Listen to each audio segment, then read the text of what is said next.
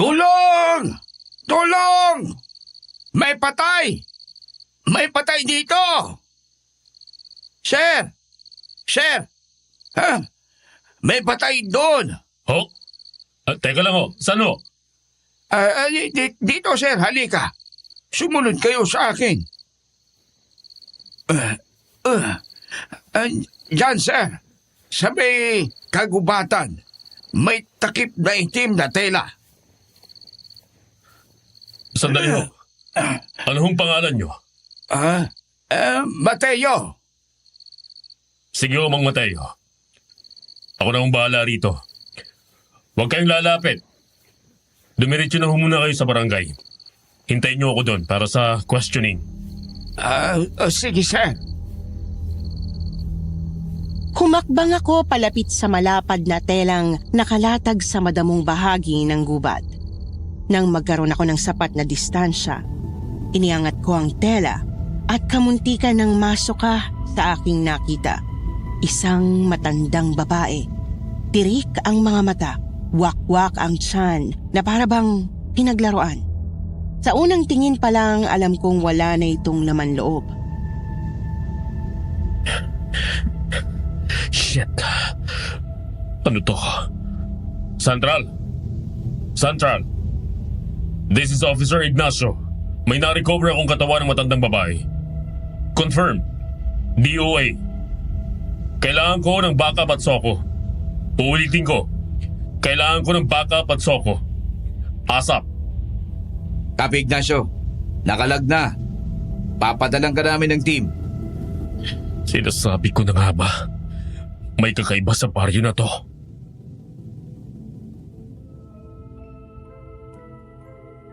Magandang araw po, Miss Anne. Ako nga po pala si Gabriel, bagong assign sa baryo ng Antique. Pulis po ako mula sa Maynila under ng Regional Deployment Program.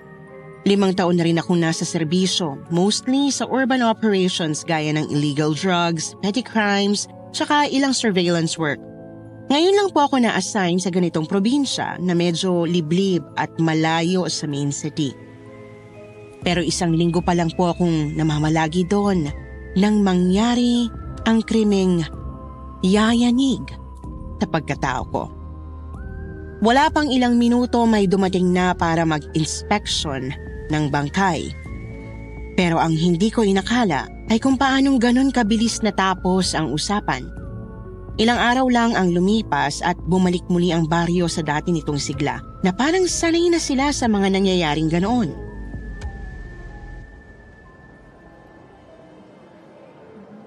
Ay, Gabriel! Gabriel! Nako, ikaw nga! Ako ito! Anak ng pisa ng lola mo sa tuhod! Ikaw na nga yun, ano? Opo, ako nga. Kumusta po, Aling Daling? Ay, nako, eto! Nagtitinda pa rin ng isda. Ikaw, abay pulis ka na raw. Tingnan mo nga naman, oh! Sa dinami-rami ng lugar, dito ka pa talaga na destino sa baryo namin. Pero mabuti na rin naman at nagkita tayo. Sabik na ang mga tao sa bagong mukha rito. Hoy, Maring Dalig! Yan ba yung sinasabi mo kamag-anak mo? Ay, oo. Ito na nga. Si Gabriel, bagong pulis, galing pa ng Maynila. Tingnan mo naman ang lahi namin, kumare. Talagang mga gwapo at matatangkad. Sige ho. Maulan na ho ako. Teka, sandali. Parinig ka at bibigyan kita nitong tuna. Bagong hango lamang to, anak. Sariwang-sariwa. Hindi na ho. Ano ka ba naman, anak? Sige na. Tanggapin mo na. Ang tagal ko rin hindi nakakita ng kamag-anak. Pagbigyan mo na ako. Kayo ho ang bahala. Aling Daling, ano na naman ho yan? Huwag niyong sabihing namimigay na naman kayo ng isda. Oh, iha! Ay, Isabel, nandito ka na pala. Dako, Maring Teresa, tamang-tama ang dating ng dalaga mo. Oh, nakita mo, iha. Itong gwapong lalaking ito. Apo ko ito sa tuhod. Tingnan mo naman. Napakagwapo, hindi ba? Aling Daling naman. Ngayon lang po kami nagkita pero parang binibenta mo na sa akin ng apo mo. O ano naman gayon? Hindi ba't mas maganda yung walang kaikikan? O ikaw, Gabriel, may girlfriend ka na ba? Ha? Wala po. O ayan! Naku, Sabel, ang swerte mo. Taga Maynila, matino, gwapo, tapos pulis pa. Aling daling, tama na ho yan. Puro talaga kayo kalokohan. Daban. O Gabriel, libre ka ba mamaya? Dumaan ka sa bahay ha. Ipagluluto kita ng ginataang bilo-bilo. Nandun din si Sabel. Sakto. Sige ho. Baka po makadaan. Aling daling, grabe naman ho kayo. Baka isipin niya, ina-ambush natin siya. Ano? Ay basta wag kang malilate mamaya ha. Aling Teresa, nandito na ho ang napakisig na manliligaw ng anak niyong si Sabel. Nandito na naman tong kumag na to. O ano? Nandito ka na naman, Ramon, para sirain ang araw nitong si Sabel. Aling daling naman oh. Paano naman makakasira ng araw ang kagaya ko? By the way, eto nga pala, Sabel. Flowers for you. Salamat. Asus naman! Gakunwari nakakwelyo pa ng polo. Babaero naman. Nako, Sabel, huwag kang padadala sa kagaya niyang si Ramon ha. Dito ka na lang kay Gabriel. Mabuting lalaki pa. Ano nga anak? Huwag ka mahuhuli babaya ha. Hihintayin ka ni Sabel doon. Teka. Sandali lang ho. Ramon, Oh, Gabriel. Nandito ka pala. Bakit?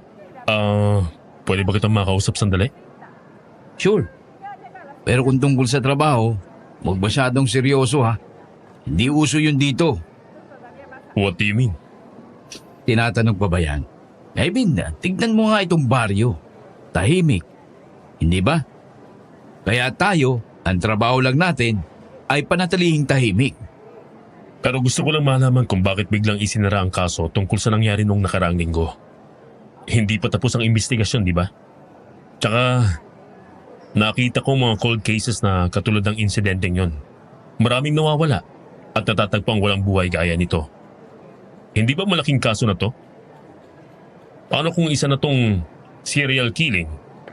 Lalo na't ang dami kong nakikitang pagkakapareho sa mga biktima. Yun ba? Matagal na yan, bro. Parte na yan ng baryo.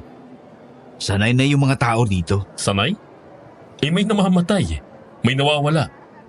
Paano naging normal yon?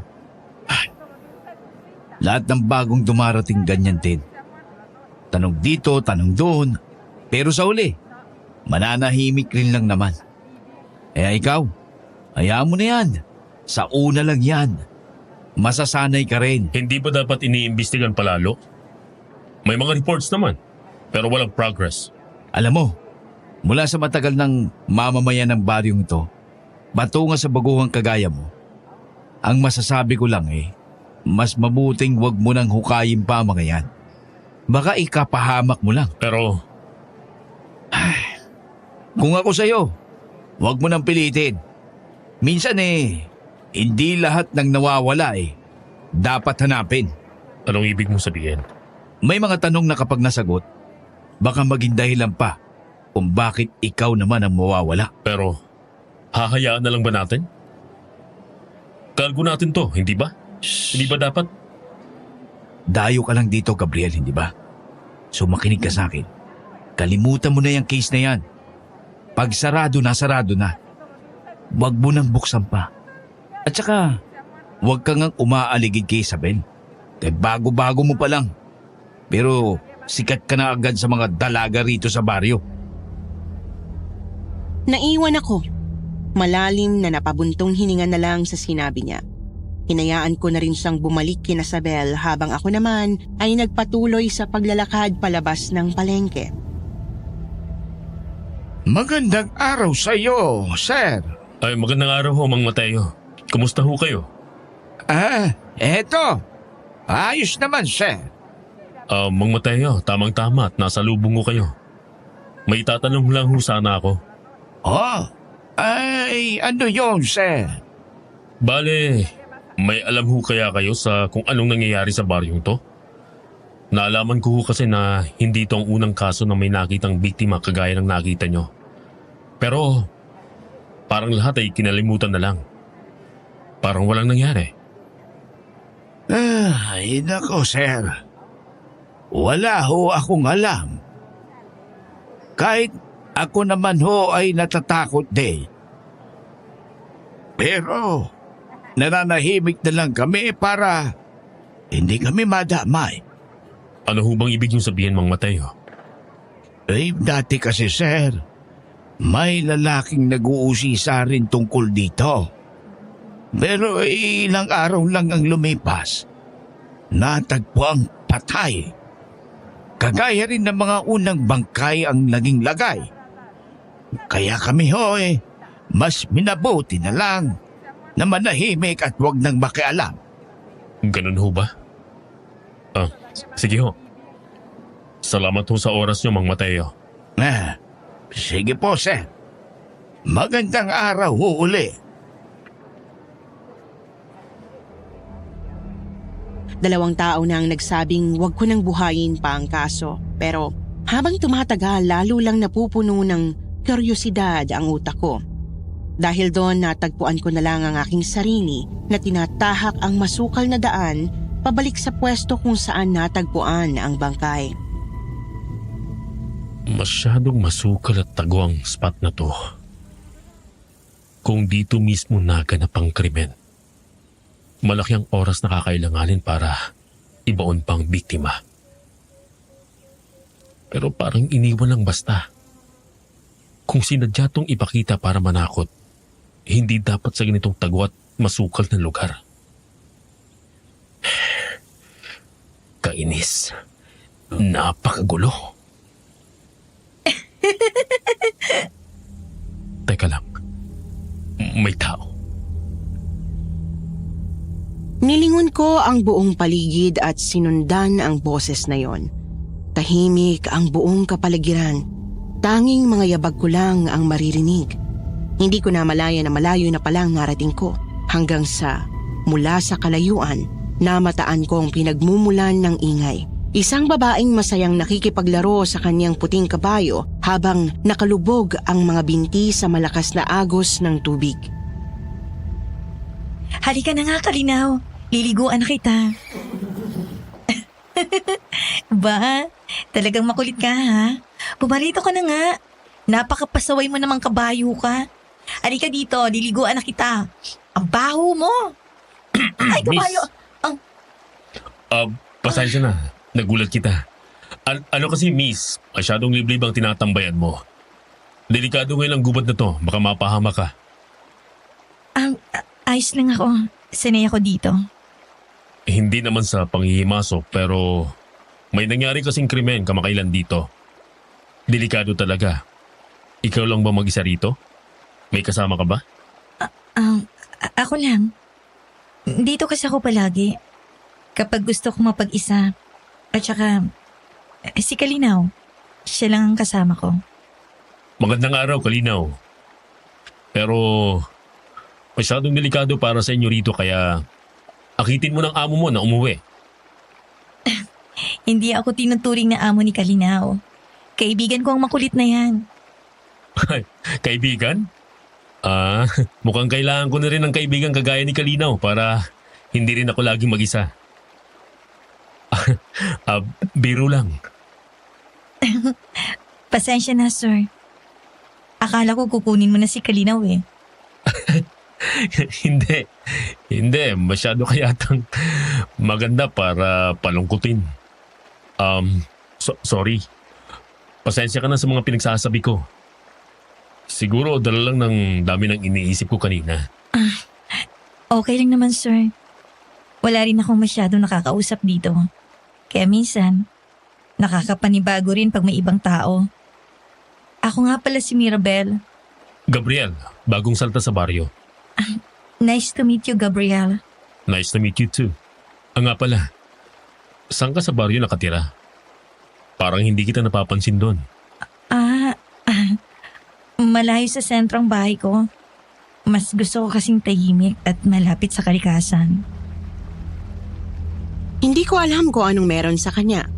Pero sa dami ng tanong ko tungkol sa baryo, ngayon lang ako natigilan. Para bang sa isang saglit na wala ang lahat ng bigat na pasan ko. Gusto mo bang hawakan si Kalinaw? Huwag kang mag-alala, maamo yan. Pilyo lang talaga minsan pero mabait siya. Pwede ba? Oo naman, hindi siya mapili. Halika. Salamat. Inabot ko ang leeg ni Kalinaw. Mainit at matatag ang kabayong puti. Parang may sariling katahimikan na ibinibigay habang hawak ko siya. Sa unang subok ko, hindi man lang siya umatras. Hindi rin nag-alinlangan. Sa halip, parang kusa pa siyang lumapit. Gusto ka niya. Mukha nga eh. Hindi man lang siya tumatanging hawakan ko.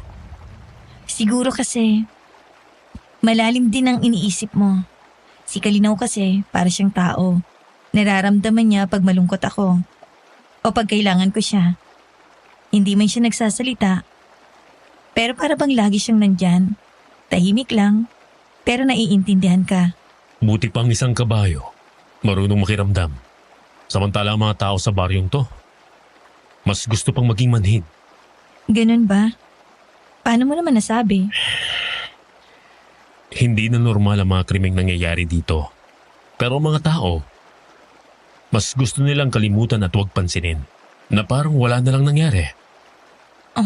Sinubukan mo na bang kausapin sila? Tanungin kung bakit? Oo, pero hindi ko sila maintindihan. Para bang takot silang magsalita. Mas pinipili nilang manahimik dahil ang sabi nila, basta hindi ka nakikialam, hindi ka madadamay. Pero paano naman yung mga naging biktima na ang pamilya? Hindi mo naman makokontrol kung anong mas mahalaga sa ibang tao. Minsan, importante sa'yo to, pero sa iba, hindi sapat para isugal ang tahimik nilang buhay. Kung sa bagay, may punto ka. Nga pala Mirabel, mukhang aware ka sa mga nangyayari ha. Mabuti yan, lalo na't mahilig ka palang mag-ikot sa mga ganitong lugar. Oo. Kahit nananahimik ang mga tao sa katotohanan, hindi mo naman mapipigilan ang balita na kumalat. Tama ka. Napatingin ako sa kabayong si Kalinaw na tahimik pa rin nakatayo sa tabi ni Mirabel. Hindi ko mapigilang mapangiti. Maganda si Mirabel, yung gandang hindi mo agad mapapansin kung hindi mo tititigan ng matagal. Simple lang siya, walang kaarte-arte sa katawan. Nakasuot ng puting long sleeves at malambot na paldang itim na ngayon ay dikit na sa binti niya dahil sa pagkakabasa sa ilog. Pero may kung anong bagay sa kanya na mahirap ipaliwanag. Parang may lungkot sa mga mata pero pilit niyang itinatago sa inosenteng ngiti.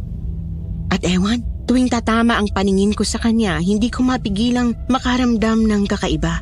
Isang damdaming hindi pamilyar sa tanang buhay ko. Huwag ka sana mag-isip ng masama sa itatanong ko ha. Ha? Ano yun? Nandito ka ba ulit bukas? Yun lang pala. Oo, madalas ako rito. Ang totoo, araw-araw ako nandito. Okay. Okay lang ba kung samahan kita? I mean, sana hindi mo masamain. Gusto ko lang ding makasama si Kalinaw. Kung okay lang sa'yo. Oo naman. Mukhang gusto ka rin ni Kalinaw eh. Itinago ko ang gumagapang ng ngiti nang pumayag siya. Hindi ko alam kung bakit pero may kung anong gaan sa pakiramdam ko sa simpleng sagot niyang oo. Kaya pag uwi ko, doon ko lang napansing na wala pala sa isip ko ang tungkol sa kaso habang kasama ko siya sa ilog. Oo nga't saglit lang pero sa ilang linggo kong hindi makatulog dahil sa kuryosidad at pag-iisip, pakiramdam ko'y sapat na ang ilang oras na tahimik ang utak ko para pansamantalang makalimutan ang lahat. Gabriel! Ay iho! Diyos ko, gabi na. Akala ko hindi ka na darating. Hindi ho. Pauwi na rin ho ako, aling-daling. Uuwi. Aba, hindi maaari. Sabi ko sa'yo, nagluto ako ng bilo-bilo.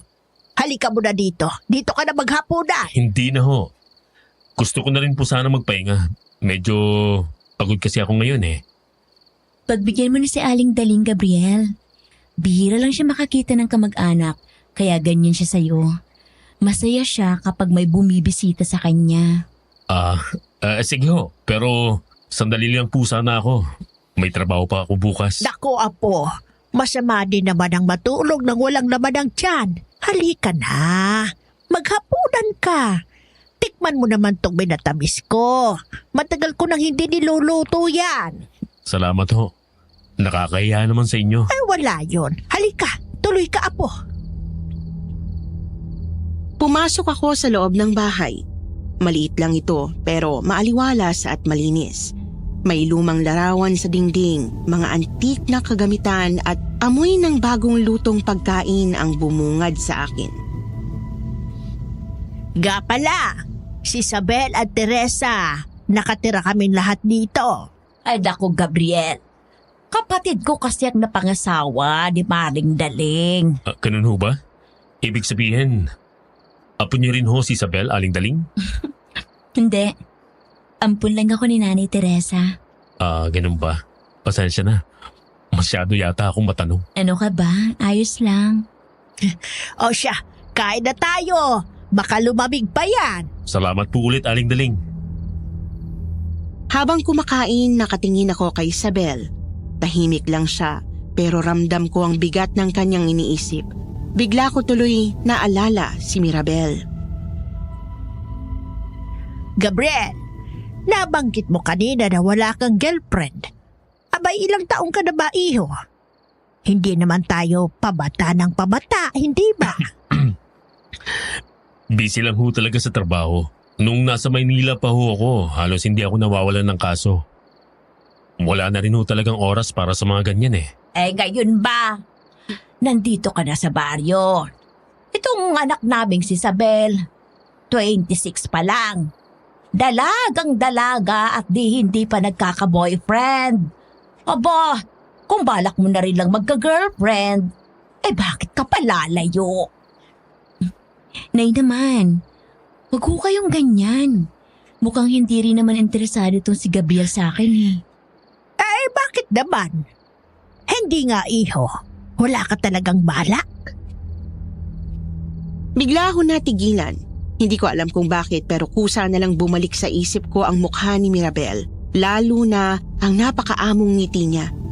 Mariin kong kinagat ang loob ng pisngi ko. Pinipigilan ng ngiting pilit gumagapang sa aking labi. Saka na lang ho siguro. Marami pa po akong iniisip ngayon. Sabi ko na nga ba? Si paring Mateo, nabanggit na sobrang kuryoso ka raw sa nangyari nung nakaraang linggo. Hindi lang po kasi simpleng krimen yun eh. Oo nga, iho.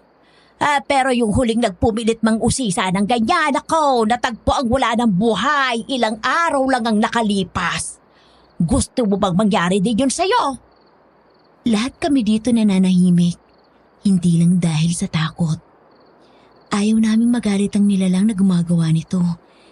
Baka kami naman ang isunod niya pag nagkataon. Nilalang? Ay nako anak, may mga bagay kasi na mahirap ipaliwanag. Lalo na't karamihan ng tao hindi naniniwala. Ano pong ibig niyong sabihin? May ideya po ba kayo kung sinong may kagagawa nito? Hindi sino, Gabriel. Kung hindi ay ano? Oh? Nay, huwag niyo na akong pag-usapan yan. Kumakain pa tayo. Gusto lang naman naming maging aware si Gabriel. Tama. Lalo na't sanay siya sa Maynila. Iba ang mga paniniwala roon. Iba ang mundo rito sa baryo natin at mas iba ang mga nilalang na gumagalaw rito. Ano po ba talagang gusto niyong sabihin? Anong nilalang ang iniisip niyong may kagagawa ng ganong klaseng krimen? Naniniwala ka ba sa aswang? Aswang? Hindi rin naman, di ba? Kaya mas mabuti na rin huwag mo nang usisain pa, Gabriel. Natapos ang hapunan at agad din itong nagpaalam. Pagbalik ko sa tinutuluyan kong apartment, hindi ako mapakali sa sinabi ni Isabel. May parte sa akin na nagsasabing imposible na hindi totoo ang mga aswang. Pero tuwing maiisip ko ang paraan ng pagkamatay ng mga biktima, hindi ko rin masabi na normal na tao lang ang responsable. Lalo na't ang pagkakawasak sa tiyan ng ilan sa kanila ay parang hinukay ng hayop. Ni wala man lang bakas ng patalim. Sa gitna ng pag-aanalisa, nakatulog na pala ako nang hindi ko namamalayan. Kinabukasan matapos ang maikling ronda ko sa baryo, muli akong nagtungo sa gubat. Tahimik lang akong naglakad. Sinusundan ang lagaslas ng tubig ng ilog gaya ng kung paano ko sinundan ang mga halakhak ni Mirabel. Nandito ka ulit? Oo. Hindi ba pumayag ka naman? Oo nga. Ito nga pala si Kalinaw, kanina ka pa niya hinihintay. Talaga? Magandang araw, Kalinaw. Mukhang natutuwa siya na bumalik ka. Baka kasi naramdaman niya na gusto ko ng kasama. O baka mas gusto niya na hindi lang ikaw lagi ang kasama. Sinasabi mo bang hindi ako sapat kay Kalinaw?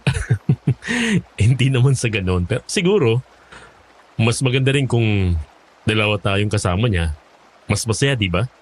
Sa bagay, ang problema nga lang, baka magtampo na yan kapag bigla kang hindi na bumalik. Huwag kang mag-alala, Kalinaw. Mukhang hindi ko rin naman yata kayang hindi bumalik. Mukhang babalik-balikan ko kayo. Ikaw. Mahilig ka nga pala talaga sa katahimikan, no?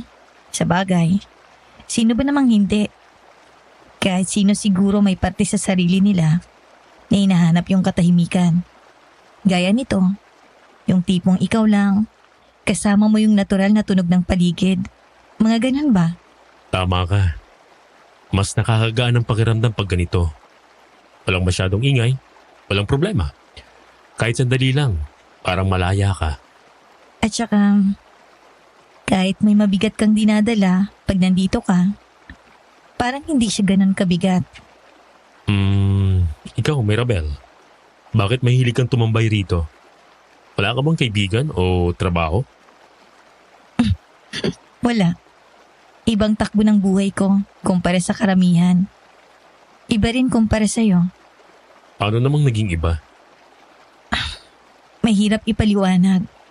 Basta ang alam ko, pag nandito ako, pakiramdam ko, isa akong normal na parang kahit sandali, walang bumubulong sa akin kung ano dapat kong gawin, kung sino ako, o kung ano yung kulang sa akin.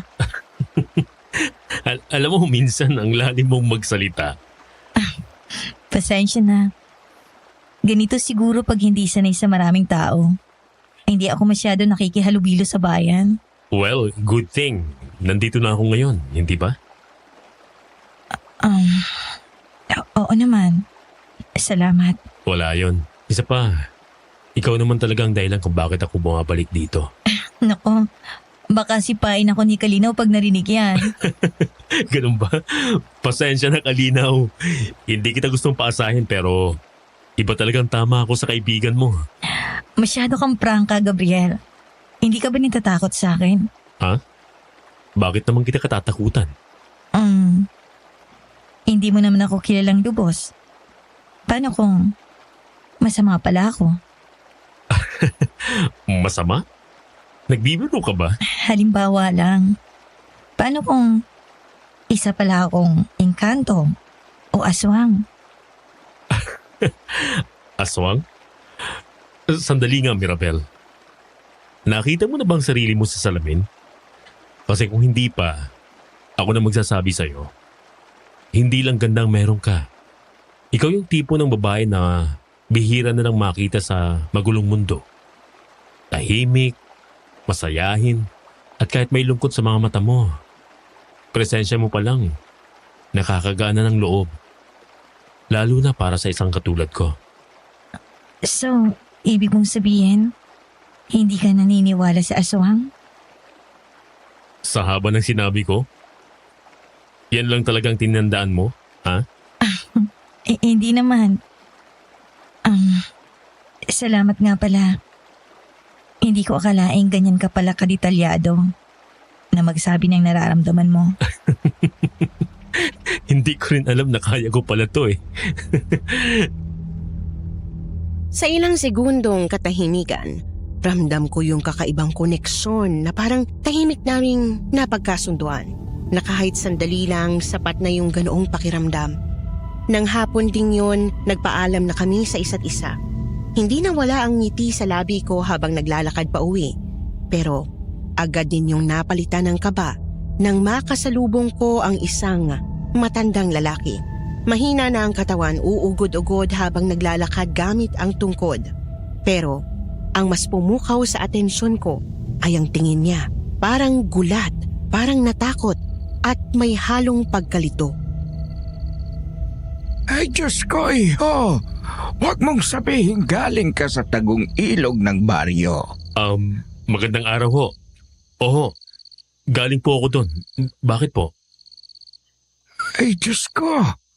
Delikado ang lugar na yon. Lalo na sa mga kagaya mong dayo lang dito sa amin. Huwag ho kayong mag-alala. Isa ho akong pulis. Gabriel nga po pala. Mano ho?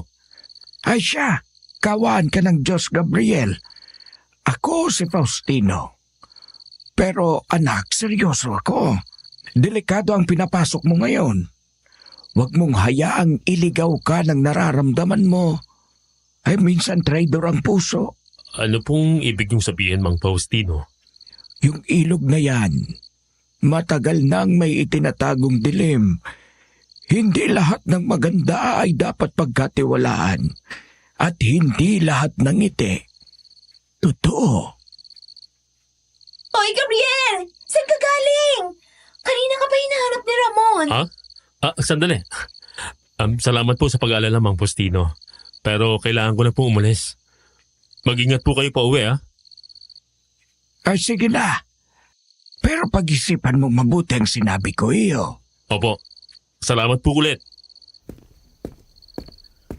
Isabel, may nangyari ba? Bakit ako hinahanap ni Ramon? Kanina ka pa rin niya tinatawagan eh. Wala kasing signal sa pinuntahan ko kanina. Teka, ano bang meron? May natagpuan na namang bangkay. Malapit lang dito. Halika. Sumama ako kay Isabel papunta sa tinutukoy niyang crime scene. Pagdating namin doon, kakaunti pa lang ang mga otoridad. Tahimik ang paligid, pero may mabigat na tensyon sa hangin. Pagtawid ko sa police tape, agad bumungad sa akin ang nakagigimbal na tanawin. Nakapatong ang mga patay na hayop sa isa't isa. May manok, aso, baboy, pati kambing at baka. Iba-iba ang posisyon ng mga katawan pero iisa ang uri ng pagkamatay. Las-las ang leeg, wala nang laman loob. Ang mas nakapagtataka, parang pinaglaruan pa ang mga katawan. Durog-durog ang ilang bahagi ng laman at halos hindi mo na makilala ang itsura ng bawat hayop. Gabriel, saan ka ba nagsusuot? Kanina pa kita tinatawagan. Pasensya na, Ramon. Walang signal dun sa pinuntahan ko kanina. Teka, ano bang nangyari dito? Di yan. Kung anong klaseng kamabuyan na naman to. Kung dati tao, ngayon mga hayop naman. Pero parang mas grabe ngayon. Masyadong marami mga hayop to ah. Kaya nga gusto ko nang tapusin to eh. Paulit-ulit na lang. Wala namang testigo. Wala ring CCTV. Ano bang silbi ng pagbababad natin dito? Pero Ramon, hindi ba mas lalo tayong dapat mag-imbestiga? Paulit-ulit na to. At kitang-kita naman na iisa lang ang gumagawa. Kaya nating isolve ang case na to. Basta magtulungan tayo, Ramon. Gabriel, pulis tayo. Hindi tayo mga manghuhula. Kung may lead, di sige, aabulin natin. Pero kung puro haka-haka lang, sayang ang oras. What? Ramon, sa ganitong klase ng kaso, kailangan ng mas malalim at mas matagal na investigasyon.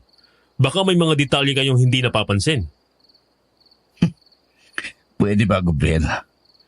Huwag mo akong paandaran ng pagiging pulis Maynila mo. Iba rito. Hindi porke bago ka dito. Mas magaling ka na. Matagal na ako sa bayang to. At alam ko ang takbo ng mga bagay-bagay rito. Ramon, hindi ko sinasabing mas magaling ako. Ang sinasabi ko lang, kung hindi natin paglalaanan ng oras at pansin to, baka mas malala pang sumunod. Hindi mo ba nakikita? Pa-escalate na ang kilos ng salarin. Ang nakikita ko lang, Gabriel, ay isang bagitong masyadong nagpapadala sa kutob. Alam mo kung anong kailangan dito? Hindi kwento. Hindi haka-haka, kundi ebidensya. At hanggang ngayon, wala ka nun. Baka kasi hindi kayo tumingin sa tamang direksyon. Paano magkakaroon ng ebidensya? Kung wala naman ni isa sa inyong gumagawa ng paraan para makahanap ng ebidensya. Niloloko niyong lahat ang mga sarili niyo. Ganyan ba dapat ang pulis, Ramon? Porke walang ebidensya, hindi nagagawa ng paraan? Hindi maghanap tayo. Baka nakakalimutan mo kung sino ang senior officer dito. Senior officer na mangmang? Matapos ang pagtatalo namin ni Ramon, pinili kong tumalikod mula sa crime scene. Hindi ko na kinailangang tumulong pa dahil mukhang isasara rin naman agad ang kaso. Sa inis ko, tahimik akong naglakad palayo. Ilang hakbang pa lang nang sumabay sa akin si Isabel. Pagpasensyahan mo na si Ramon. Sadyang natural na mayabang at init ng ulong isang yun eh. Pero alam mo, mas mabuti na rin siguro kung huwag ka nang masyadong makailam sa mga nangyayari. Marami na akong nakilala rito, Gabriel. Mga dayo rin kagaya mo. Gusto rin nilang malaman ang totoo. Pero sa huli, napapahamak lang talaga. Sinasabi ko lang to kasi mahalaga sa akin si Aling Daling. At alam kong hindi kanya basta kamag-anak lang. Alam kong gusto rin niyang mapalapit sa'yo. Kaya kung ako sa'yo, umiwas ka na lang muna. Alam ko naman yun, Sabel. Nakikita ko sa mga mata ng tao dito yung takot, yung pag-iwas. Hindi ko sila masisisi. Pero hindi rin kasi ako pwedeng pumikit sa mga nangyayari. Oo, sabihin na nating nangunguna ang takot. Pero paano kung yung susunod na biktima, kamag-anak mo na, kaibigan mo, o ikaw? Hindi ko intensyon na magpastig dito. Pero may nangyayaring masama. At kung wala akong gagawin, mas lalo tong hindi titigil. Pero Gabriel, Teka lang, Sabel. Di ba may nabanggit ka sa akin tungkol sa mga aswang? Naniniwala ka ba talaga dun? Oo. Totoo sila, Gabriel. Alam kong mahirap paniwalaan, lalo na sa'yo. Pero sa mga baryong tago na kagaya rito, hindi na nakakagulat kung may mga bagay na hindi kayang ipaliwanag ng siyensya. Gusto kong mas maintindihan. Kailangan ko makakuha pa ng sapat na ideya tungkol sa mga aswang, Sabel. Matutulungan mo ba ako? Pasensya na, Gabriel. Hindi ko talaga inaalam ang mga ganyan. Pero kung talagang gusto mong malaman, tanungin mo si Mang Faustino. Yung matandang nakausap mo kanina, siya ang may pinakamaraming alam sa mga nilalang na yon. Ang alam ko, dati siyang albularyo. Ganun ba? Sige, salamat, Sabel. Maulan na ako. Mabilis akong tumakbo pabalik sa kalsadang huling nilikuan ni Mang Faustino. Hindi naman ako nahirapang hanapin ang lugar dahil nasa bungad lamang ng kakahuyan ang kanyang kubo. Mula sa malayo pa lang, kita ko na ang mga anting-anting at pangontrang nakasabit sa pintuan at gilid ng bintana. May mga palaspas, tuyong dahon ng saging, balat ng ahas at mga pulseras na gawa sa pulang sinulid at mutya ng nyog. Tao po? Mang Faustino? Si Gabriel ho ito. Tao po? Gabriel, anong ginagawa mo rito ng ganitong oras? Pasensya na ho kung nakaistorbo ko. Kailangan ko lang po sanang malaman yung tungkol sa mga aswang. Totoo ho ba talaga sila? Oh, pumasok ka. Salamat po. Gabriel, bago kita sagutin, maaari ba kitang tanungin muna? Anong ginagawa mo sa tabing ilog? Wala naman ho. Tahimik kasi ron. Kaya madalas ako doon tumambay. Ay, hindi ako nagkamali sa unang tingin ko sa iyo, Gabriel.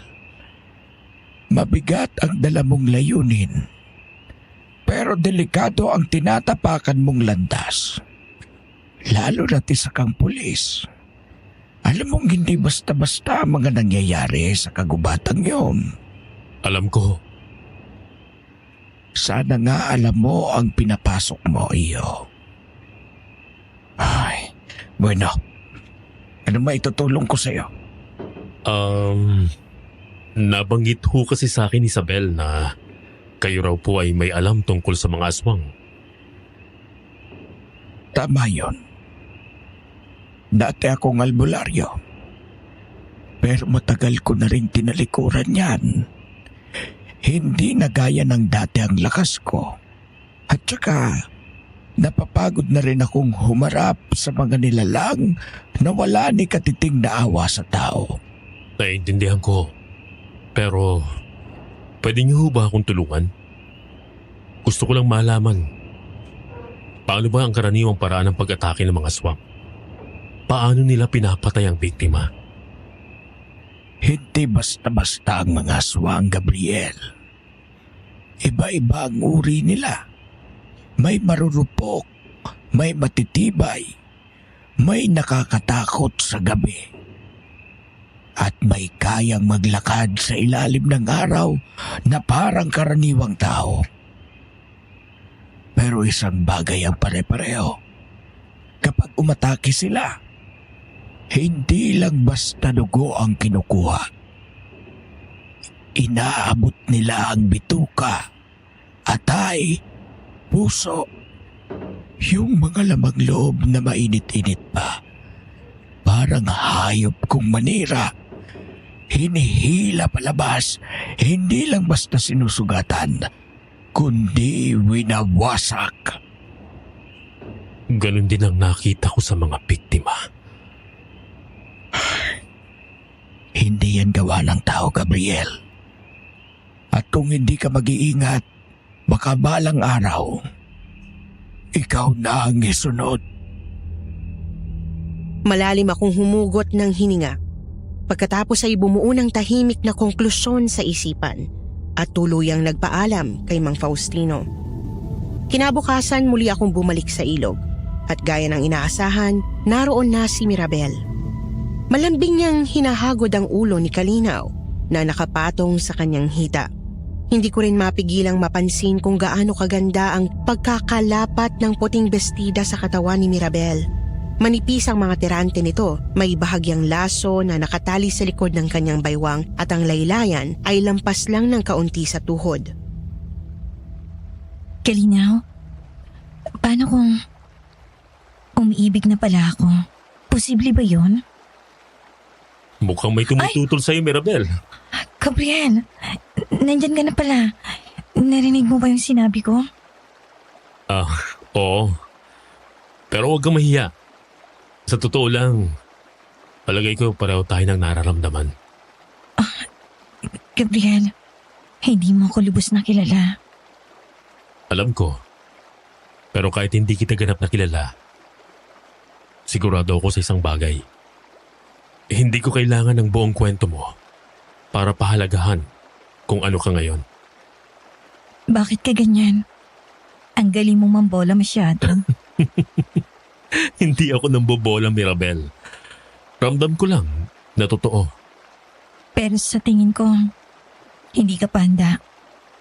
Baka nagkakamali ka lang sa nararamdaman mo. Anong ibig mong sabihin?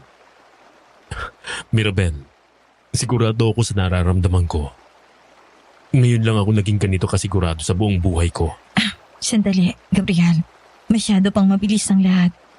Subukan mong lumayo sa akin kahit ilang araw. Damhin mo kung totoo ba talaga yan. Huwag ka munang padalos-dalos. May kaso kang hinahawakan ngayon, hindi ba? Ituon mo munang atensyon mo ron. Ano?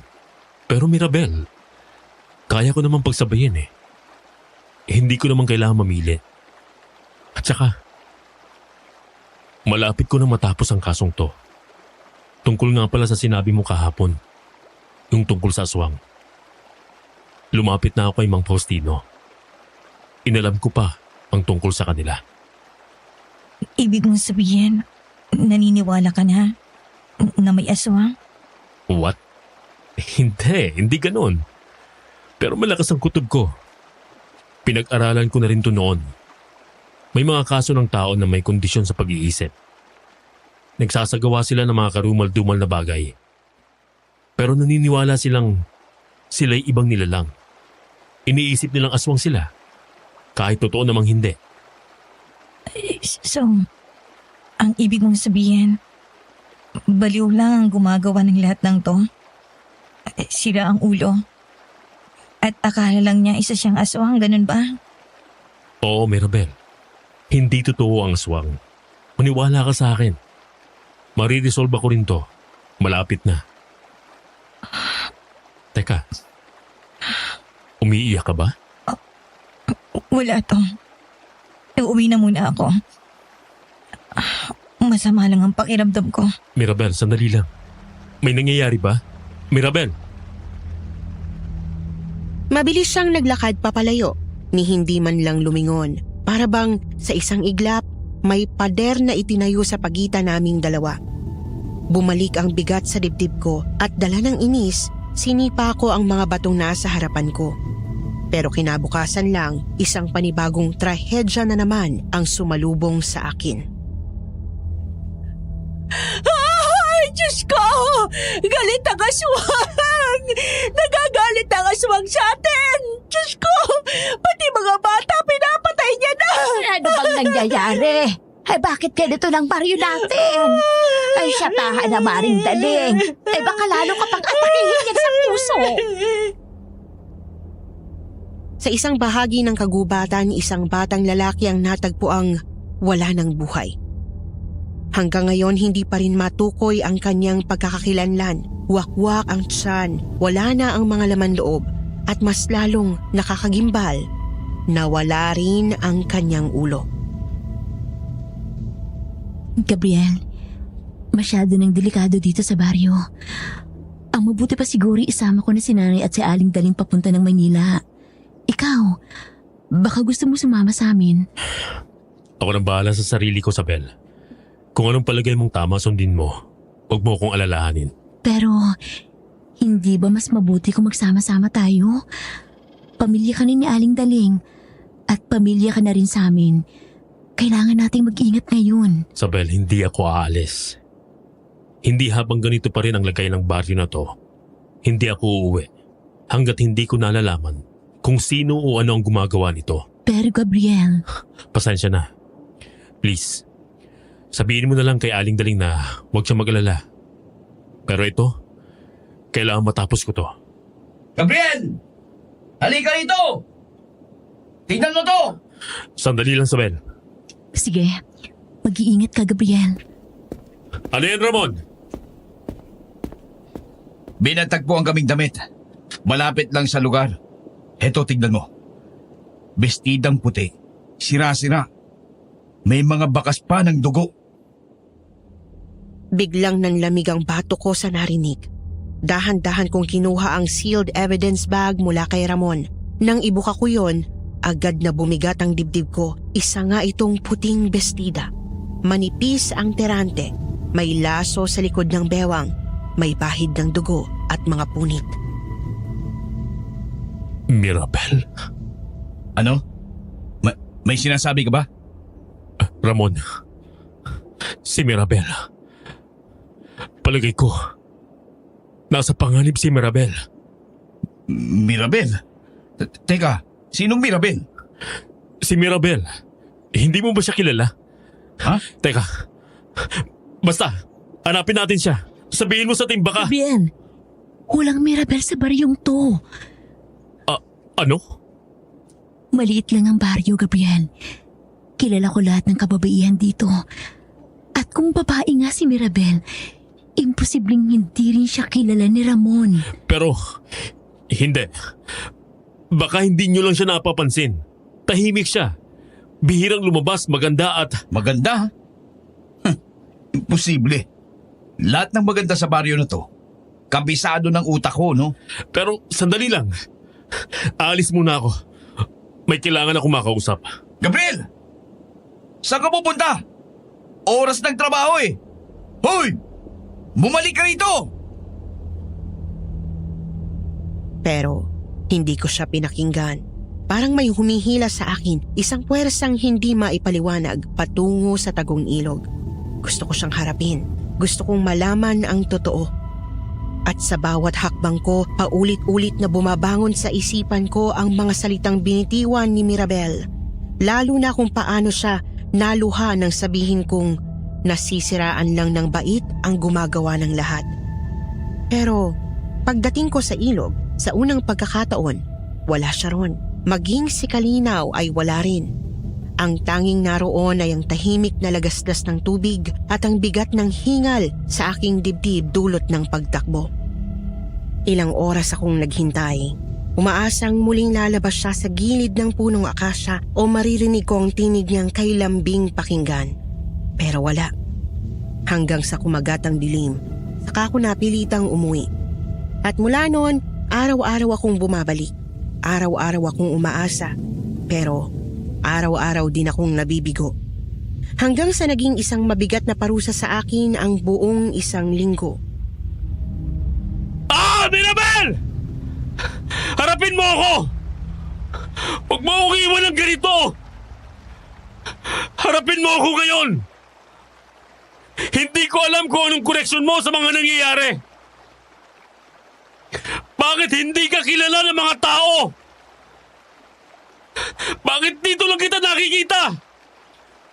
Pero please! Pakiusap!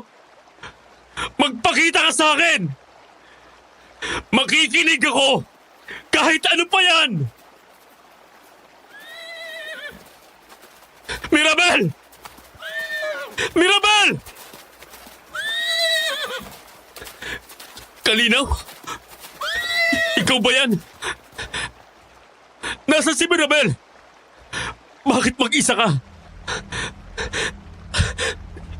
Dalhin mo ako sa kanya. Please!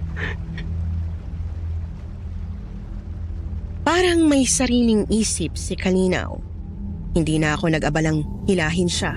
Kusang lumakad ang kabayo papalayo sa ilog. Tila alam ang daan. Hindi nagtagal narating namin ang isang kubo. Maliit ito, luma. Halos natatakpan ng makapal na damo ang paligid. Lubog na ang araw kaya't madilim na. Pagkababa ko mula sa likod ni Kalinaw, inihanda ko ang sarili ko. Kinapa ko ang maliit na flashlight mula sa bulsa ko at saka dahan-dahan akong lumapit. Mirabel?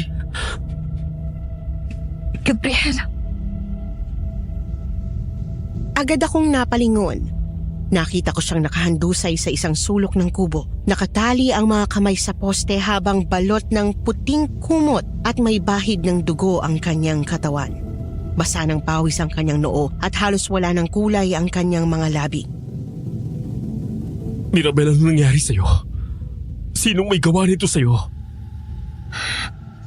hindi. Makinig ka, Gabriel. Umalis ka na. Huwag mo akong tulungan, pakiusap. Umalis ka na. Ano? Hindi. Hindi pwede yan, Mirabel. Kailangan ka magamot. Teka lang. Aalisin ko muna tong tali mo sa kamay. Hindi. Pakiusap, Gabriel. Huwag mong gawin yan. Mirabel. Bakit? Ano bang nangyayari sa'yo? Hindi kita sasaktan. Sino bang gumawa nito sa'yo? Ako, Gabriel. Ako ang dahilan. Anong ibig mong sabihin?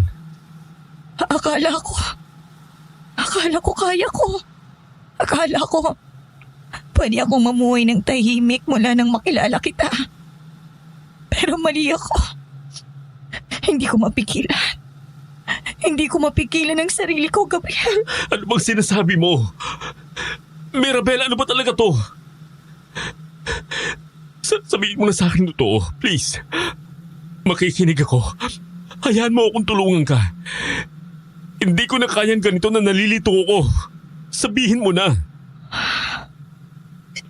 Salamat. Pero hindi mo ko kayang tulungan, Gabriel. Dahil hindi ako tao. Parang biglang tumining ang pandinig ko na wala ang huni ng insekto, ang lagaslas ng hangin sa labas. Maging ang tibok ng sarili kong puso ay parang naglaho. Biglang bumigat ang hangin sa loob ng kubo. Parang pinipiga ang dibdib ko habang unti-unting nagkakatotoo ang lahat ng hinala. Kaya umalis ka na, Gabriel. Bago pa ako muling mawala sa sarili. Pakiusap. Biglang bumagsak ang tali sa sahig. Hindi ko na malayang tuluyan ko palang nakalas ang pagkakatali sa katawan niya. At doon, nagtama ang mga paningin namin. Hindi ako gumalaw, pero siya, bigla siyang lumundag sa akin. Mabilis. Halos wala akong panahon para umiwas. At sa isang iglap, habang nakadagan siya sa aking katawan, nagbago ang lahat. Mula sa maamo niyang anyo, isa na siyang halimaw. Namumutla ang balat, nanlilisik ang mga mata. Humahaba ang mga kukot, tumatalas ang ngipin. Ang boses niyang puno ng lambing biglang naging basag. Tila dalawang pinaghalong tinig sa kanyang lalamunan. Isang boses babae, isang boses kung anong nilalang. Mirabel? Mirabel! Anong nangyayari sa'yo? Pero hindi siya sumagot. Saglit na nagtama ulit ang mga mata namin. At sa panandaliang yon, nakita ko ang lungkot o takot o pagkasuklam sa sarili. Tapos bigla siyang umurong, parang isang hayop na nahuli sa sariling anyo, tila nahiya sa kanyang amo. Dahan-dahan akong bumangon mula sa pagkakahiga kahit pa nanginginig pa rin ang mga tuhod ko. Pero mabilis siyang lumabas ng kubo. Halos hindi ko na nasundan ang galaw niya. Sunod na bumulaga sa akin ay ang mga sigaw at iyak ni Kalinaw sa labas. Napasugod ako sa labas. Pinilit kong iangat ang sarili at lakasan ang loob. Halos madapa ako sa pagmamadali, pero huli na. Paglabas ko, tumambad sa akin ang nakahandusay na si Kalinaw. Sa tabi niya, nakaluhod si Mirabel. Puno ng dugo ang kanyang bibig. Nanginginig ang kanyang mga kamay at unti-unti niyang iniyuyuko ang ulo habang lumalakas ang kanyang hagulgol. Hindi ko sinasadya, Kalinaw. Hindi ko sinasadya. Mirabel, tama na. Tumingin ka sa akin. Hindi, Gabriel. Huwag mo akong lapitan. Lumayo ka sa akin. Masama ako para sa'yo. Mirabel, nararamdaman kong hindi mo to gusto. Pero nangyari pa rin. Tingnan mo. Pinatay ko si Kalinaw. Kaya pakiusap, Gabriel. Tapusin mo na to. Kaharap mo ako ngayon. Hindi ba gusto mo nang matapos tong kaso na to? Ito na, Gabriel. Tapusin mo na. Pakiusap. Hindi kita kayang patayin. Bakit hindi? Alimaw ako, Gabriel. Akong dahilan kung bakit may batang namatay. Akong dahilan kung bakit takot ang buong baryo dahil alimaw ako. Hindi ka halimaw. Hindi mo naiintindihan. Pinipigilan ko gabi-gabi ang sarili ko. Pilit kong ikinukubli yung pagkatao ko. Yung bagay sa loob ko. Pero kapag dumating ng gutom, nawawala ako. Nawawalan ako ng kontrol. Kaya nga tutulungan kita. Tulungan? Paano? Paano mo tutulungan ang isang tulad ko? Anong kaya mong gawin, Gabriela? Sabihin mo. Ano? Hindi ko alam. Pero isa lang ang sigurado ko. Hindi kita kayang patayin. Mahal kita.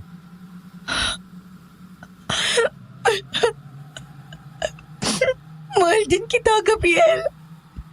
Pero hindi ko kakayanin kung ang una at tanging lalaking minahal ko, yung nagparamdam sa akin na normal akong tao kahit saglit, ay ako pang kikitil ng buhay.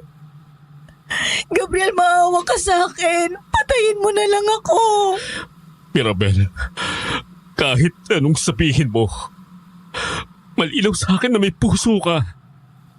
Dahil kung wala, hindi ka iiyak ng ganyan. Hindi mo pipigilan ang sarili mong kumawala kanina. Gabriel, Sana hindi na lang kita minahal. Pero minahal mo ko.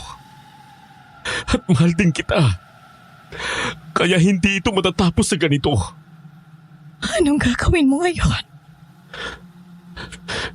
Gawa ko ng paraan. Kahit gaano pa kahirap, hindi kita iiwan.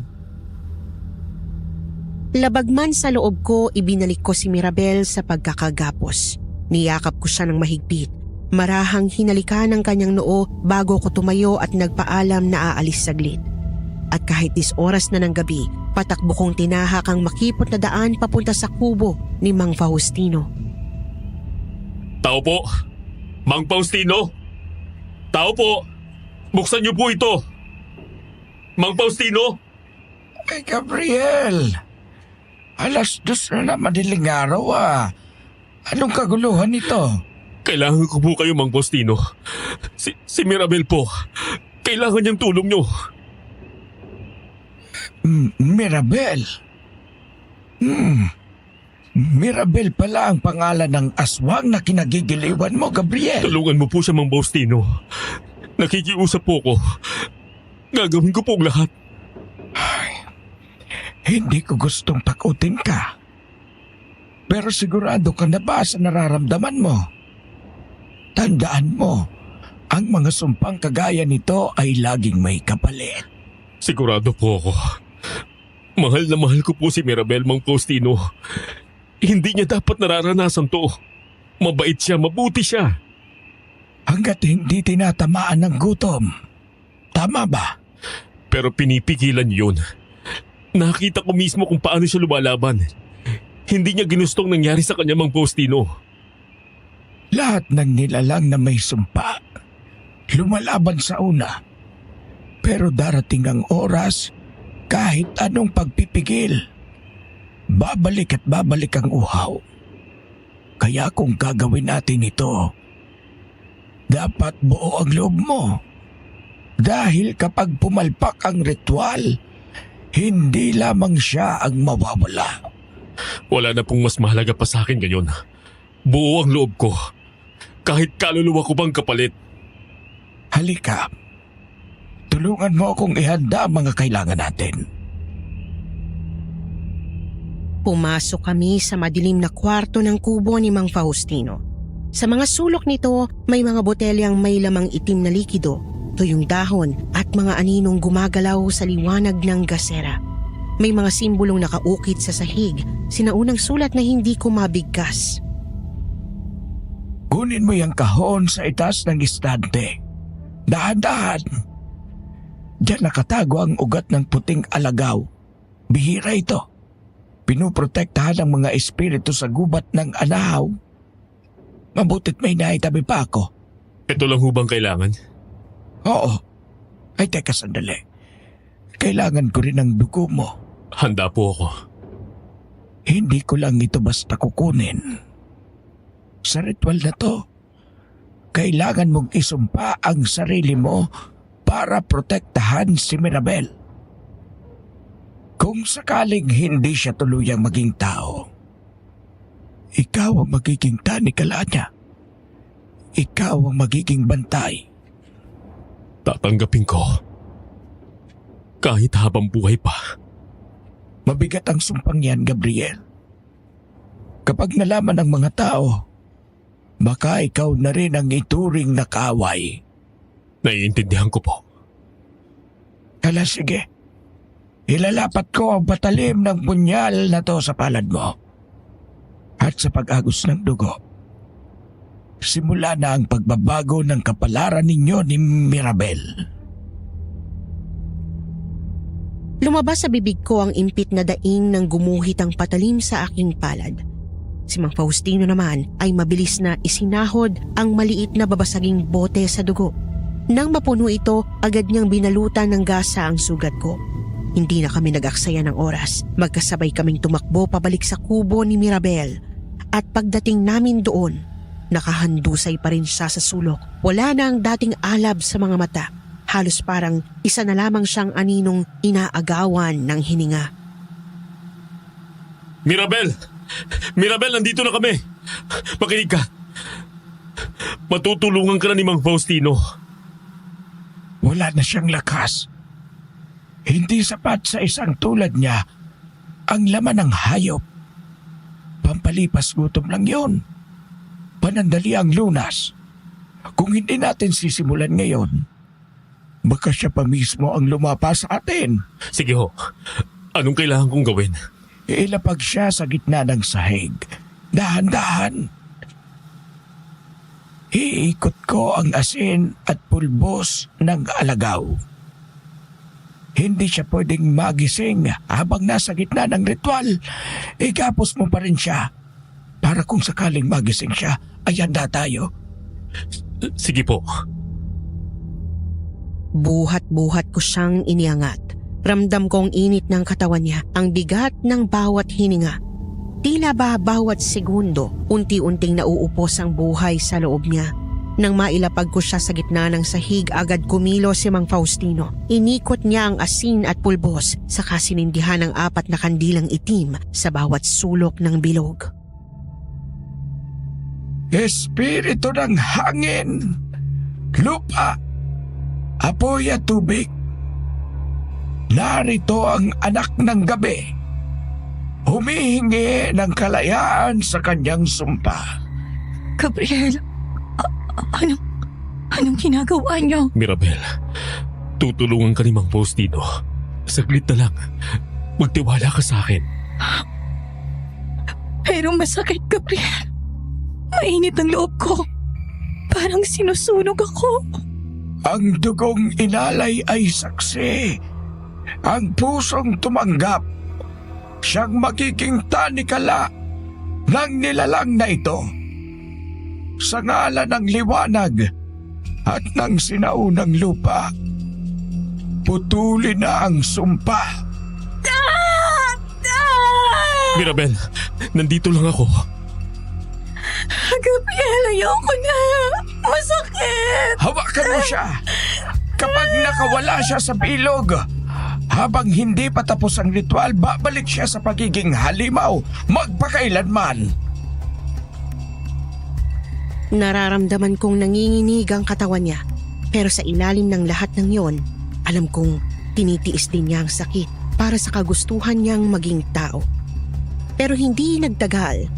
Isang malakas na sigaw mula sa labas ng kubo ang yumanig sa katahimikan ng ritual.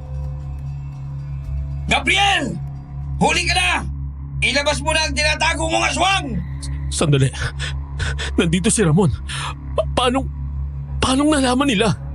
Malamang ay nasundan nila tayo kanina. Pero huwag kang lalabas. Ikaw ang kahinaan ni Mirabel. Hindi mo gugustuhin makita siya ng mga tao sa ganitong kalagayan. Opo. Sige na. Wala na tayong oras. Gabriel, natatakot ako. Nandito lang ako, Mirabel. Hindi kita pababayaan. Gabriel! Ilabas mo siya ngayon din! O papasukin ka namin dyan! Gabriel, lumabas ka dyan! Ano ba itong ginagawa mo? Lumabas ka habang hindi pa nalalaman ng buong baryo. Baka madamay ka pa sa gagawin nila. Umalis na kayo! Hayaan niyo na ako dito! Hindi niyo naiintindihan! Gabriel, huwag mong gawin to. Lumabas ka na dyan bago pa mahuli ang lahat. Bilisan na natin, Mang Faustino. Sa ngalan ng sinaunang batas, pinapatupad ko ang karapatang magsagawa ng paglilinis ng kaluluwa. Kung sino mang humadlang ay lalaban sa mga sinaunang espiritu at mapapasa.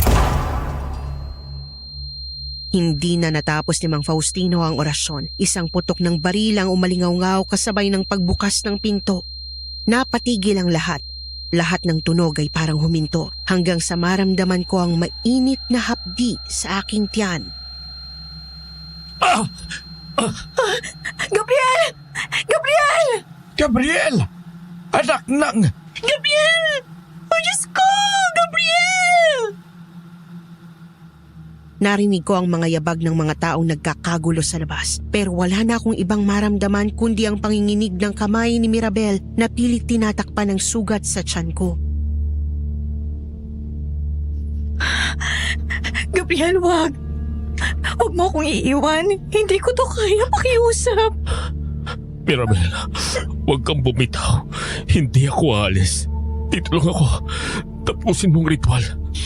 Gawin mo yun para sa sarili mo. Hindi pa huli. Hawakan mo siya. Mirabel, ilapat mo ang palad mo sa sugat niya. Dalihin mo ang lakas niya. Pero hindi ko kayang gawin yun nang hindi ko siya masasaktan. Wala ka ng pagpipilian, bata. Kung talagang gusto mong maging tao, iligtas mo ang taong minamahal mo.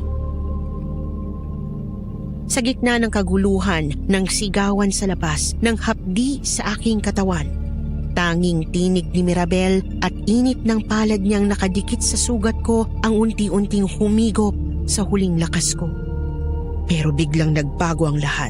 Nag-iba ang temperatura sa paligid, lumamig ang hangin, at sa isang iglap, naramdaman kong nanginginig ang kamay ni Mirabel hanggang sa pumikit siya ng mariin at nagbagong anyo. Bumalik sa pagiging aswang at walang kahirap-hirap na nakataka sa pagkakagapos ko. Mang Faustino, anong nangyayari? Gabriel, bumangon ka. Galit siya. Hindi niya napigilan ang sarili. Delikado sila sa Bel. Ano? Bakit? Anong ibig mong... Tumindig si Mirabel, nakayuko, humihingal ng malalim. Unti-unting tumutulo ang dugo sa gilid ng kanyang bibig. Ang mga kuko niya ay humaba at ang mga mata ay mapupula. Umalis kayo. Lahat kayo. Bago ko pa kayo. Mirabel! Makinig ka. Ako ito. Ako to si Gabriel. Gabriel, huwag kang lalapit! Hindi na siya ang kausap mo ngayon! Halimaw! Gabriel, halika. Umalis na tayo. Ramon, patayin mo yung halimaw na yan. Ano ka ba? Oo! Hindi! Hindi niyo siya kilala! Hindi siya halimaw! Hindi siya halimaw! Bitawan mo ako! Sabel! Tumama ang mga bala sa dingding ng kubo. Ilang pulgada lang ang layo sa likod ni Mirabel. Muling nag-angat ng ulo si Mirabel. Sa isang iglap, tumilapon si Ramon palabas ng kubo. Halimaw! Takbo! Sa ngalan ng mga sinaunang espiritu, tumigil ka! Balikan mo ang iyong anyo! Sa utos ng liwanag, pag-aani ng bigat ng iyong pagkatao! Nagliyab ang bilog sa lupa. Sa paanan ni Mirabel parang may humigop sa kanya pababa. Napaatras siya, nagiiyak, nanginginig. Hanggang sa tuluyang binitiwan si Isabel at tumilapon sa lupa. Gabriel, ayoko na. Hindi ko na kaya. Mirabel, nandito lang ako. Hindi kita iiwan. Inuulit ko, sa ngalan ng mga sinaunang espiritu, tumigil ka. Balikan mo ang iyong anyo.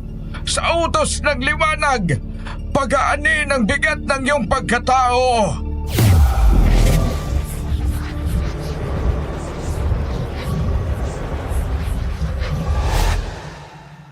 Mang Faustino, anong nangyari? Bakit hindi na siya gumagalaw? Bakit wala na siyang buhay? Anong nangyari? Mirabel! Mirabel! Gabriel, anak, kailangan natin siyang pigilan. Kung hindi, marami pang mamamatay. Hindi mo to sinabi. Akala ko tutulungan mo siya. Akala ko gagamutin mo siya. Walang lunas sa isang aswang, Gabriel. Nababaliw ka na ba? Manahimik ka! Lahat kayo manahimik!